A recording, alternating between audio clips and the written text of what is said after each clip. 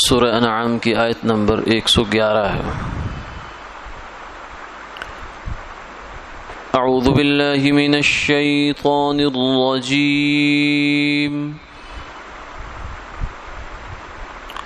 بسم اللہ الرحمن الرحیم۔ وَلَوْ أَنَّنَا نَزَّلْنَا إِلَيْهِمُ الْمَلَائِكَةَ وَكَلَّمَهُمُ الْمَوْتَى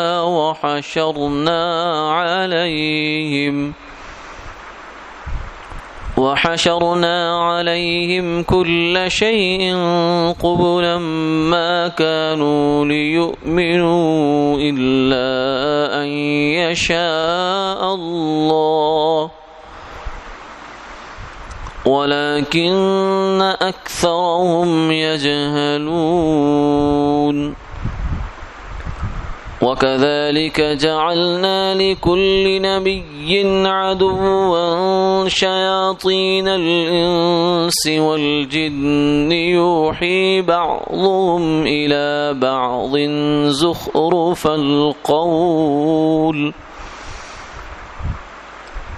زُخْرُفَ الْقَوْلِ غُرُورًا وَلَوْ شَاءَ رَبُّكَ مَا فَعَلُوهُ فَذَرْهُمْ وَمَا يَفْتَرُونَ۔ وَلِتَصْغَىٰ إِلَيْهِ أَفْئِدَةُ الَّذِينَ لَا يُؤْمِنُونَ بِالْآخِرَةِ وَلِيَرْضَوْهُ وَلِيَقْتَرِفُوا مَا هُمْ مُقْتَرِفُونَ۔ صدق اللہ العظیم۔ اور اگر ہم اتاریں ان پر فرشتے اور باتیں کریں ان سے مردے اور زندہ کر دیں ہم ہر چیز ان کے سامنے، تو بھی یہ ہرگز ایمان لانے والے نہیں ہیں الا یہ کہ اللہ کی چاہت ہو، لیکن ان میں سے اکثر جاہل ہیں۔ اور اسی طرح ہم نے ہر نبی کے لیے شریر آدمیوں کو اور جنوں کو دشمن بنایا، جو ایک دوسرے کو ملمہ کی ہوئی باتیں فریب دینے کے لیے سکھاتے تھے۔ اور اگر تیرا رب چاہتا تو وہ لوگ یہ کام نہ کرتے، سو آپ انہیں چھوڑ دیں اور ان کے جھوٹ کو بھی چھوڑ دیں۔ اور یہ اس لیے ہے کہ تاکہ مائل ہوں ان ملمہ کی ہوئی باتوں کی طرف وہ لوگ جو آخرت پر ایمان نہیں رکھتے، اور وہ اس کو پسند کریں اور جو کچھ برے کام کر رہے ہیں وہ کرے جائیں۔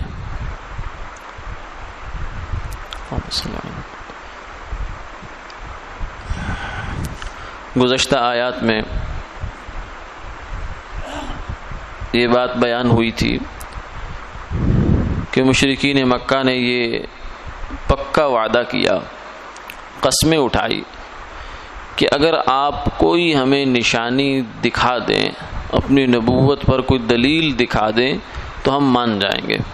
وَأَقْسَمُوا بِاللَّهِ جَهْدَ أَيْمَانِهِمْ لَئِنْ جَاءَتْهُمْ آيَةٌ لَيُؤْمِنُنَّ بِهَا، اگر کوئی نشانی آ جائے تو ہم مان جائیں گے۔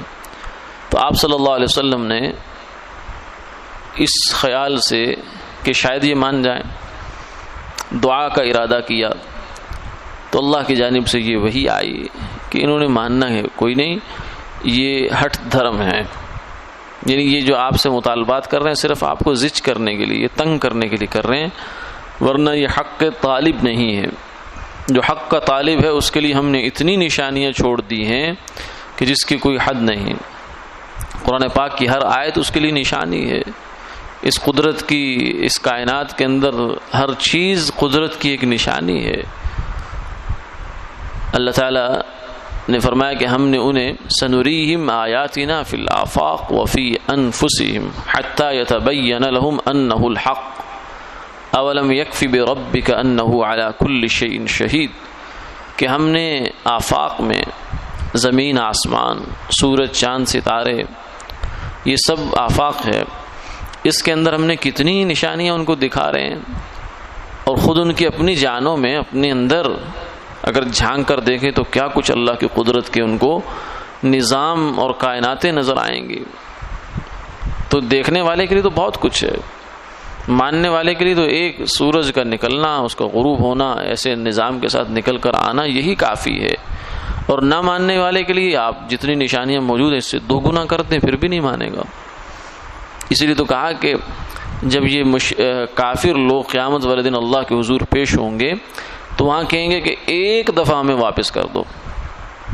ربنا اخرجنا نعمل صالحا غیر الذی کننا نعمل اولم نعمرکم ما یتذکر فیہ من تذکر. کہ کہنے لگے کہ اللہ ہمیں بس ایک دفعہ اس جہنم سے نکال دے، اس کے بعد ہم پکے مسلمان مومن نیک بن کر زندگی گزاریں گے، بس ایک دفعہ تو ایک چانس اور دے دیں. گویا کہ یہ کہہ رہے ہیں. تو اللہ فرمائیں گے کہ نہ، اگر ہم انہیں بھیج بھی دیں دنیا میں واپس تو وہی کچھ کریں گے جو پہلے کر چکے ہیں. اس سے بڑی بات کیا ہے؟ ماننے والے کے لیے نبی کی بات کافی ہے، لیکن نہ ماننے والے کے لیے خود جہنم سے نکل کر واپس آنا دنیا میں یہ بھی کافی نہیں ہے. وہ پھر بھی نہیں مانے گا، پھر بھی کفر کرے گا. یہ انسان کی سرشت اور فطرت ہے، اس کو اللہ بخوبی جانتے ہیں. اس لیے فرمایا کہ وَلَوْ أَنَّنَا نَزَّلْنَا إِلَيْهِمُ الْمَلَائِكَةَ. یہ تو ایک نشانی مانگ رہے ہیں، ہم ان کو منہ مانگی نشانیاں دیں. دیکھیں اس سے بڑی نشانیاں کیا ہیں. ہم کیا کریں؟ فرشتے اتار دیں، وہ ان سے باتیں کریں، پھر مردے ان سے گفتگو کریں. یہ غیب ہے نا، فرشتے نظروں سے اوجھل ہیں، غیب ہے. مردے کے ساتھ کیا ہو رہا ہے قبر میں، آگے اس کے ساتھ کیا بیت رہی ہے، آگے کا حساب کتاب کیا ہے، وہ سب غیب ہے، ہماری نظروں سے اوجھل ہے. ہم ظاہر کی آنکھوں سے اسے نہیں دیکھ سکتے. اور اگر وہی آ کر ان کے ساتھ کریں اور ہم ان کے سامنے ہر چیز کو زندہ کر دیں جو ان سے گفتگو کرے، اللہ کی جو ہے وہ وجود کی اور اس کی حضور صلی اللہ علیہ وسلم کی نبوت کی گواہی دے، پھر بھی یہ نہیں مانیں گے. جیسے بہت سے معجزات آپ کی زندگی میں ہوئے، گوہ نے گواہی دی ہے، جانوروں نے گواہی دی ہے، پتھروں نے گواہی دی ہے، درختوں نے گواہی دی ہے کہ آپ اللہ کے رسول ہیں، اللہ کے پیغمبر ہیں.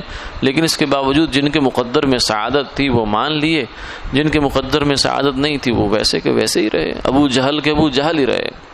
جس نے ماننا تھا وہ ایک قرآن پاک کی آیتیں سن کر طٰہٰ ما انزلنا علیک القرآن لتشقیٰ الا تذکرۃ لمن یخشیٰ. قرآن پاک سنا ہے اور سننے کے بعد دل موم ہو گیا، پتھر ہو گیا، اور جو ہے پتھر دل موم ہوا اور فوراً کلمہ پڑھ کے مسلمان ہو گئے. تو ماننا نہ ماننا یہ الگ مسئلہ ہے.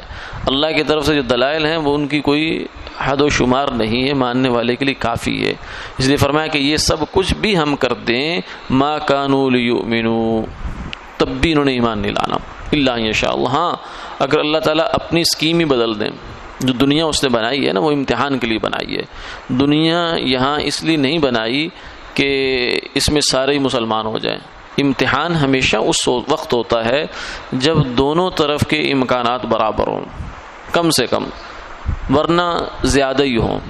جیسے ہم اسکولوں کے امتحان میں دیکھتے ہیں، بچوں کے امتحان ہوتے ہیں، اس میں ایک سوال ہوتا ہے، اس کے آگے 4 جواب لکھے ہوتے ہیں، جن میں سے ایک ٹھیک ہوتا ہے، 3 غلط ہوتے ہیں.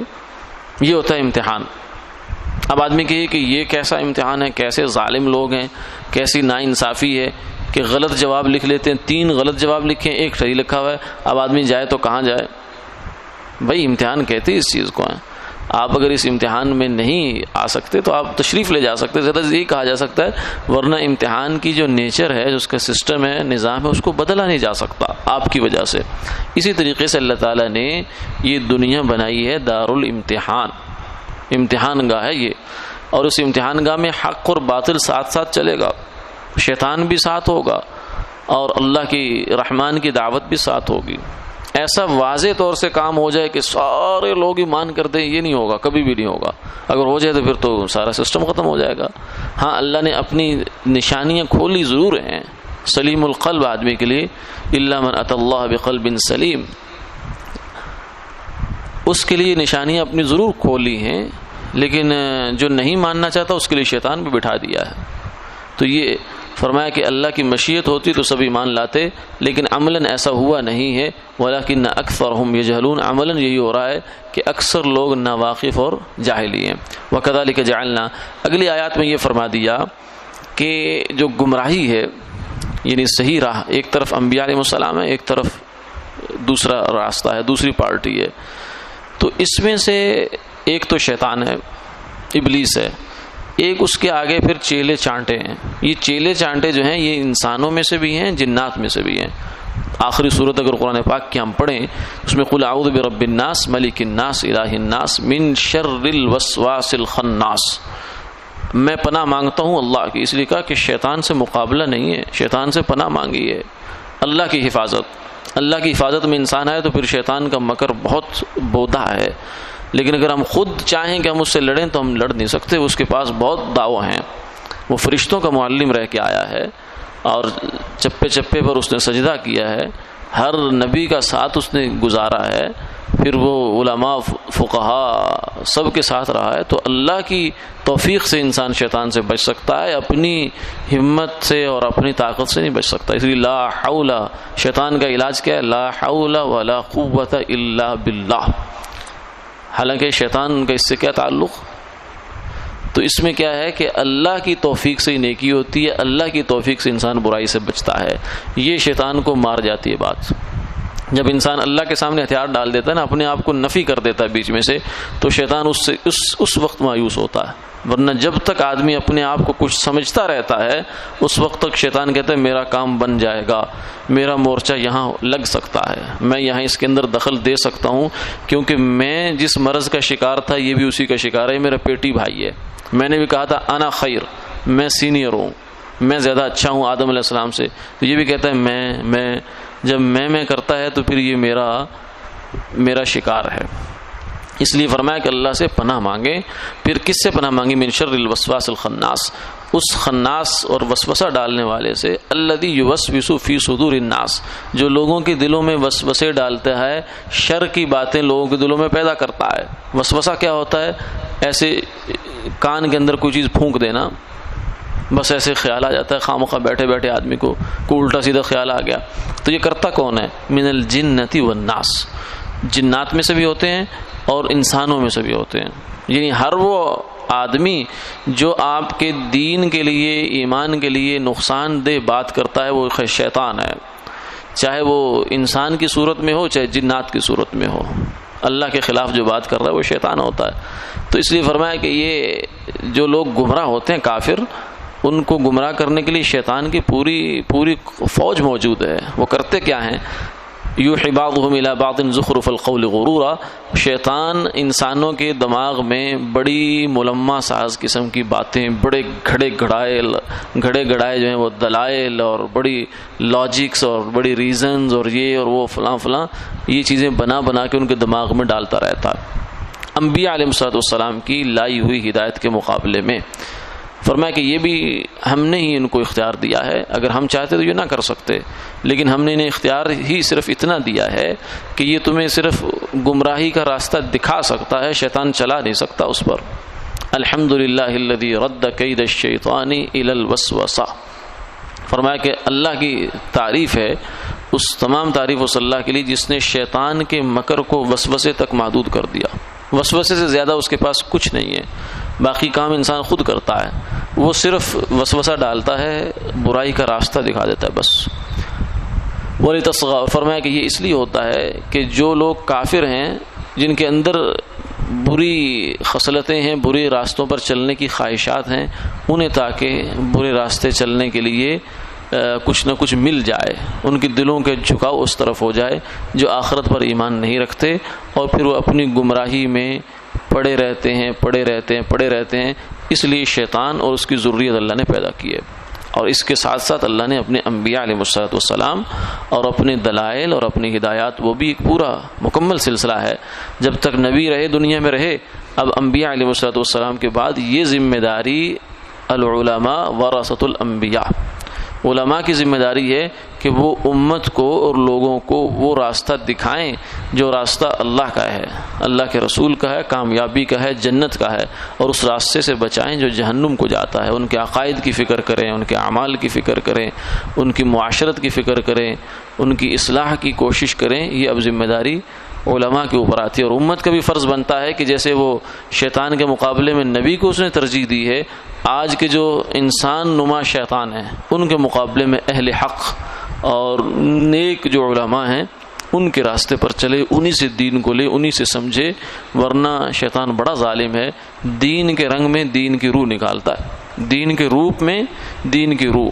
کچھ لوگ ایسے ہوتے ہیں جو شکل ان کی ظاہری صورت دین کی ہے، لیکن اس کے اندر ایسا وسوسہ ڈالیں گے کہ سارا ایمان اور انسان کا ہل کر رہ جاتا ہے. اللہ تعالی ہماری حفاظت فرمائے. آمین آمین یا رب العالمین.